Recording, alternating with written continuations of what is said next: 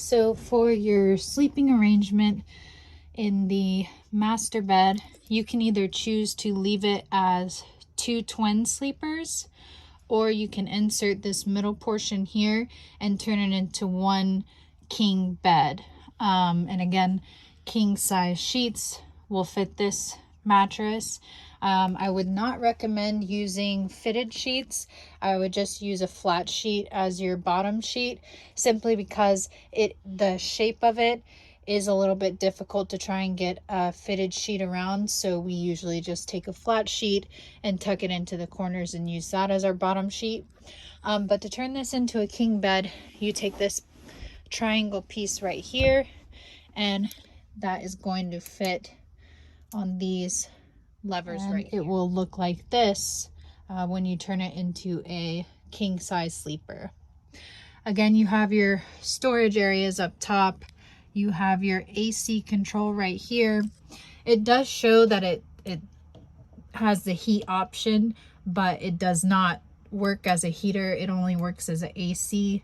Again, you have to be plugged into a 30 amp connection or have your generator on in order to operate the AC. And you can control it from here. You do have full privacy pull down curtains in all the windows within the RV cabin. And then as we move towards the front, I'll show you where your privacy curtains are for the front dash.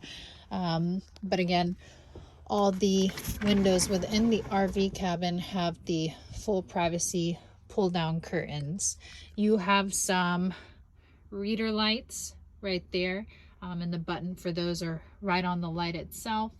And you have some USB plugs right there by each reader light. Our second sleeper is the couch, which pulls out into a bed. And then you have your leg portion cushion, which you'll find in the back storage area of the RV. I'm going to set this up for us now so we can see how to do this to turn it into a sleeper. And coming to your couch, which converts into a twin size sleeper that will sleep 1 person. You have 2 seat belts there. In order to convert this into a sleeper, if you look right under the couch, there is this guy. This, you actually just pull it out. You don't pull it up or down, you just pull it out, and then you can lift up the couch and lay it flat. So a lot of people will mess this up because they'll like try and pull it up or pull it down.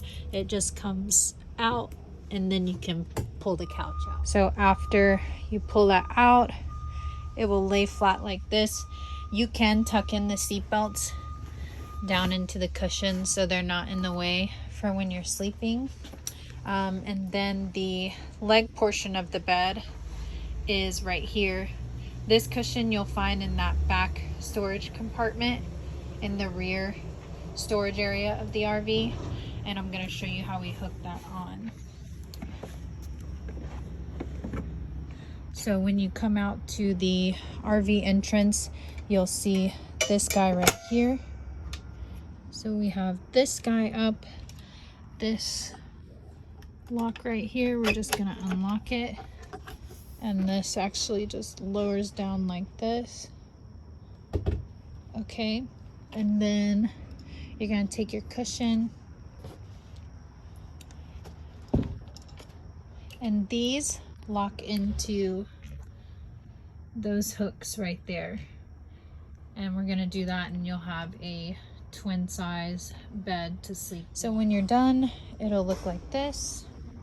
So that table that we lowered kind of acts as a support for this bottom half, and then you just lash them together and you have a twin sleeper for your couch.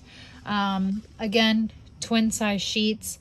I do not recommend any fitted sheets. I would just use a twin size flat sheet for your bottom, and just tuck them into the sides, because a fitted sheet is going to be kind of difficult to try and fit on this portion that's not being utilized for the bed. And you can tuck those seat belts in.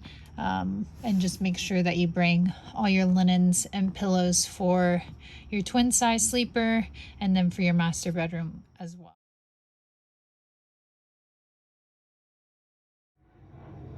So in your kitchen, you have your kitchen TV here.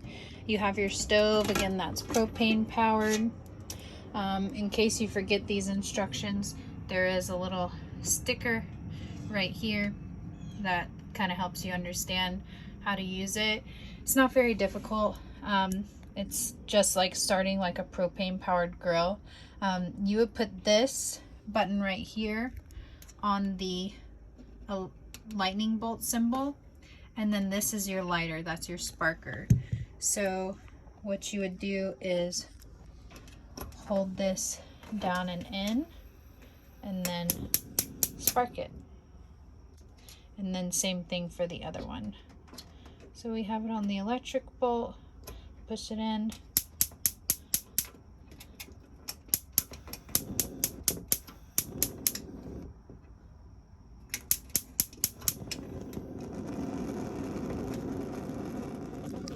And spark it. And you can adjust it to a high or low flame and then turn it off. Again, this is propane powered.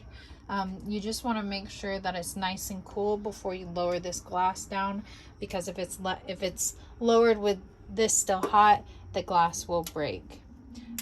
So that's right there for you. And like I said, in case you forget, there's a sticker right there that just goes over how to do that. Right next to your stove is your kitchen sink. This is pretty simple to use. This glass is just kind of used as a backsplash. We also keep your microwave plate in here because just in case you hit a bump or something while you're driving, that microwave glass does not fall out and break. The microwave doors usually stay closed, but again, just in case, we like to keep it over here. So if you're looking for your microwave glass, it is in your kitchen sink. And the faucet just folds down like this. It's really simple. You just bring it up, and then this is your turn it on and turn it off. My water is not running because I do not have my water pump on, and I'm not hooked up to city water. So if my water pump is off and I'm not hooked up, that means I need to turn my water pump on in order to get flow of water, in order to take from my storage water and use it. So we'll go turn it on. All right, so my water pump's on, and now I have a nice flow. But if I was to turn that off, it's gonna not let me use it. But again, if I was hooked up to city water, I have a water hose hooked up from the RV to a water source, I wouldn't need the water pump on, and when I turn this on, I would have a nice flow. I put the microwave plate back, and this just tucks in nicely here, and then you can lower this glass down. So as far as the TV operation goes, you do have a satellite on an antenna on top of the RV. That antenna can pick up local channels. Obviously, depending on where you're at, you may or may not be able to pick up those local channels, and also dependent upon the weather. So if it's really cloudy or rainy, or you're just out in the middle of nowhere, you might not be able to pick up local channels. But you have the same remote and same TV for the bedroom and the kitchen area. So it's all the same operations. You would click on TV, and so you click input, select TV, and then you go to menu. You're gonna scroll over to channels.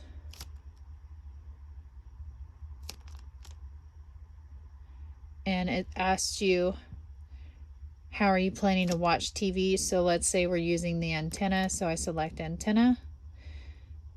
and you allow it to take the time to scan for channels. So it's going to find you some local channels to watch if there are any, and then you'll be able to watch whatever local channels are available. These are not smart TVs, but you do have the ability to hook up a HDMI and stream off of your laptop or smartphone or whatever you want to stream TV from. Also, you can hook up to campsite cable if your particular campsite offers that service. And then you also have that DVD player in the storage bin right above your couch there. So you can watch DVDs using that. It takes it a little bit of time to scan for channels, so you just want to allow it to scan all the way, and then you'll be able to pick up any local channels if they're available. And for your driver and passenger seat, you have your turn, which brings the back up, or you can do it the opposite way to bring the lumbar back. You have your lever here, which this pumps up the height of the seat, and then you have your lever here, which adjusts if you want a firm or softer seat.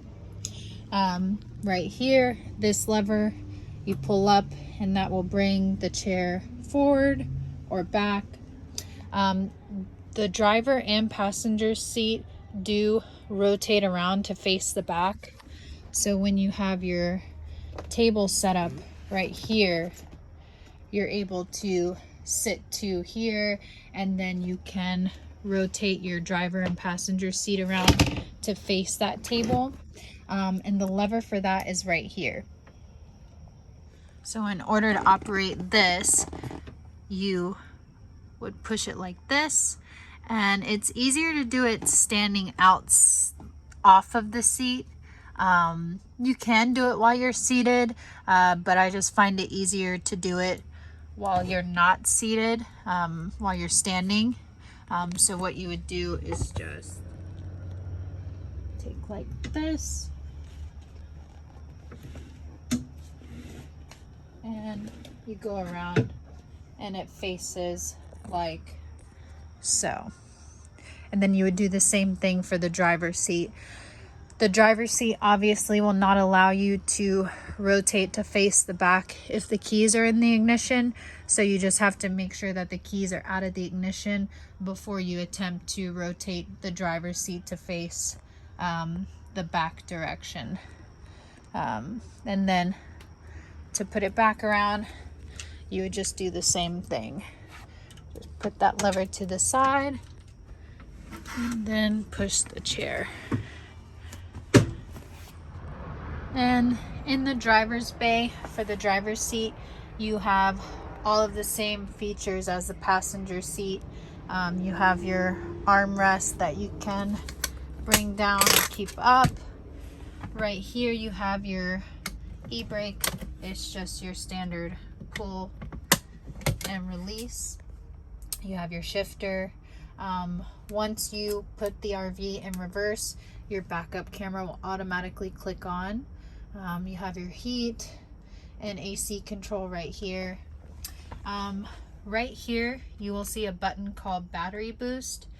So if your engine battery dies, you can actually use your house battery underneath the RV to jump your engine battery. So if you leave your headlights on for an extended period of time, what have you, and your engine battery dies, instead of having someone jump you, you can actually just press this button, and it's just like having someone come and jump your battery, except you're using your house battery to jump your engine battery. So this is the button to turn that on. And then you have your radio power. It says engine and house. So if you want to just listen to the radio while you're driving, you'll leave it on engine, which means it's just going to give you radio in your driver's bay speakers. If you switch it over to house, it's going to give you radio back here, and you have 2 speakers by the bed and 2 speakers by the entrance, so it would give you radio to the house. You have your cruise control right here. You have your windshield wipers and washer fluid right there. Your ignition key, your steering wheel adjustment is right here on your right hand side of the steering wheel. Headlight controls right here. You have Bluetooth on the radio, so you can adjust the volume, hook up your phone to answer calls. Your privacy curtain for the front window is right here. There's even like a little memo right here to ensure that the blinds are in the lock position and secured by the hooks and the loop tape before driving. So to extend these, you just take the security tape off, and then this one goes halfway, and then you would take the other one and that one goes halfway, and they both just click into each other in the middle here. So then you would have full privacy in the driver's dash. And then when you're done, you just gently want to push that in, take this and loop it through and secure it before driving.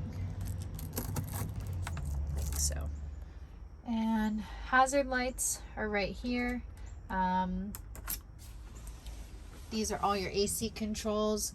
If you do hook up to the Bluetooth for the radio, the password is either all zeros or 1 2 3 4. We try and keep it simple, so try the all zeros or 1 2 3 4 if it prompts you for a password.